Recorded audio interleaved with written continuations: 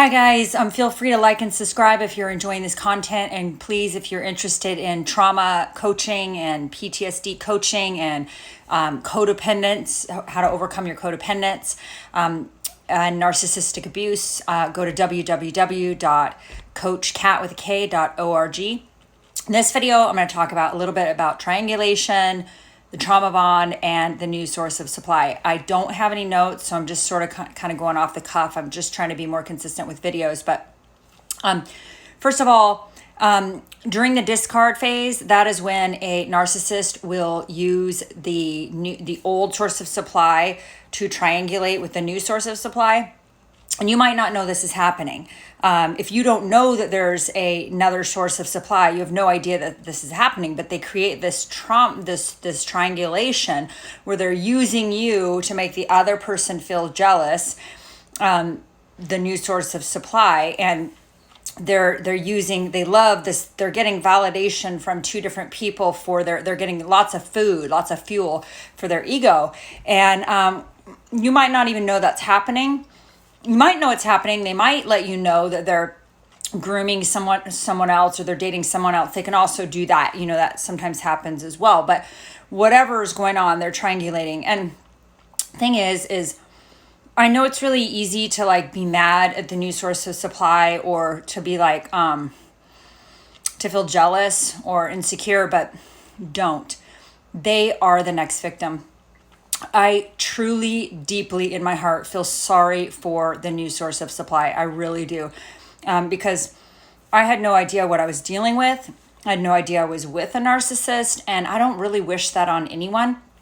The thing is that just like the narcissist didn't bond with you, and they didn't bond with their past boyfriends or past girlfriends or any of their older partners, they're not bonding with the new source either, right? They don't bond. They don't bond with their stepchildren. They don't bond with their children. They just don't really bond. So a one-sided, non-reciprocal relationship sucks. And you know, if you were in this, that you were probably thinking that you were in a normal relationship. Guys, these people are not normal. There's nothing normal about them. So they don't form a connection. It doesn't matter how many dates you went on, how many wonderful trips you had, if you built a house together, you made children together, you were married, none of that matters. It was a one-sided attachment.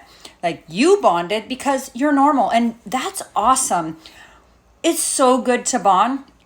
Don't ever wish that you weren't a bonder. That's a good thing. Really, hold on to that. It's beautiful that you have the ability to bond with other human beings. That is connection. You know, our happiness in life depends upon, in great part, by our relationships with others. These people don't have good relationships with others, not even at all. They're surface, shallow, non-reciprocal, non-bonded relationships. I wouldn't wish that on my worst enemy. My best things in life are my human relationships with the people that I love, with my son and with my friends and with my sister and my family. Like, I bond, and I'm so grateful to God that I bond. It's such a gift. So don't be sad that you bonded with somebody who couldn't bond. It's not your fault. You thought they were normal. You thought they were a normal person, that if they spent 10, 20, 30 years with you, they would bond. That's what a normal person does. That's a good thing, to be able to bond.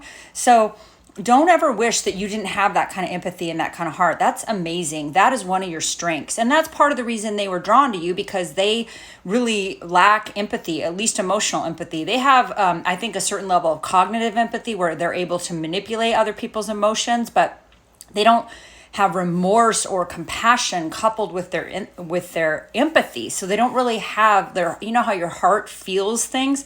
They don't. They're kind of, from what I understand, they're kind of dead inside. They don't really feel much at all. So that is, and they're not feeling anything for the new source of supply, just like they didn't. If you talk to their past relationship partners, you're going to find out the same thing. They didn't bond. So don't be jealous. Feel really sorry for that person. That person is in for the kind of hurt that you went through on some level. And as narcissists age, they typically get worse. So that person's going to get worse than what you got. And they'll wake up one day and realize that they were in a one-sided, non-reciprocal relationship, and that they gave and gave and gave, and they were with somebody who was a taker, a pathological taker. That's what's going to happen. So that's not a good thing. So don't be jealous of them. Be sad for them. Pity them. I do. Have compassion in your heart for that person.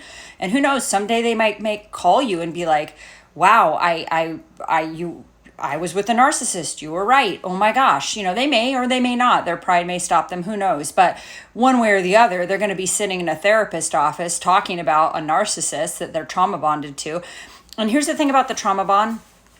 I promise you, you're going to break it. If you go no contact and you get away from these people and you start surrounding yourself with truly loving people that are able to bond and connect, you're going to notice the difference. You're going to know the difference. And I don't mean you should run out and go dating. That's not a good idea right away. Definitely not. You got to heal first and work on your codependence if you have that issue. But kind of look at your attachment style and your attachment issues that may have contributed to you being able to stay in a relationship that was non-reciprocal and not notice that it was, or be okay staying in it. You did notice and you stayed anyway. So definitely do some work on yourself, but surround yourself with friends. I am so blessed. I have the most amazing relationships. I have one of my best friends since I was 10 years old. We're still really good friends. My really good friend from college when I was a long time ago, when I was in my early 20s, he just came to visit and helped me move into my new house and like put my bed together. And I just had all this outpouring of love from my friends that love me and that have been there for me during thick and thin. And surround yourself, find your people. And if you don't have friends, go make some friends. And I really think if you happen to be codependent, if you dial into Codependence Anonymous, you're going to find a support group of other people who have been in relationships with addicts or narcissists or people that are abusive. And go find your people, surround yourself with love, and really do radical self-care. Get into some hobbies, do meditation. Prayer has saved me. Surround yourself with loving people and with wonderful things to do in your life, and start looking for the joy. All the things that you gave away in that relationship with the narcissist, if that was the case in that particular relationship, it varies depending upon the relationship, but everything that the pieces of yourself that you gave away, find those pieces. Get in touch. If you're an artist, start painting. If you love music, start making music. If you write, start writing. If you love to do exercise or go, surfing or climbing or hiking or whatever you love, or start running, do whatever it is that you gave away in that relationship, and start to put all of that love and energy and time and compassion that you put into that relationship and start putting it into yourself and put it inward and start doing radical self-care. So you're going to break the trauma bond. I broke it. It's done for me. I have no idea what's happening in the narcissist's life, nor do I care. So I just don't care. And it doesn't, I don't think about the narcissist anymore. In fact, I have to make these videos. I have to kind of make myself make the videos because I'm trying to do it for you guys. So you know that you are going to heal. You're going to get on the other side of this. You're going to have a life filled with joy and peace and happiness. And it's going to be wonderful. So this is just maybe a little bit of, passing on some joy to you that you will get over the trauma bond. It's just going to take some time, and no contact is absolutely key. Therapy, I found invaluable, Codependence Anonymous, and then all of the books, The Human Magnet Syndrome, Whole Again by Jackson McKenzie. There's so many good books. Complex PTSD by Pete Walker. That one's a really good one. The Body Keeps the Score. Start reading and get off the reading about the narcissist. Who cares? You know what you were with. Blah, blah, blah. They're done. You're done. Get off of that if you can. And I know that's part of the process. In the beginning, you do that a lot because you don't know and you're trying to understand, and you may be still in that place, and that's understandable.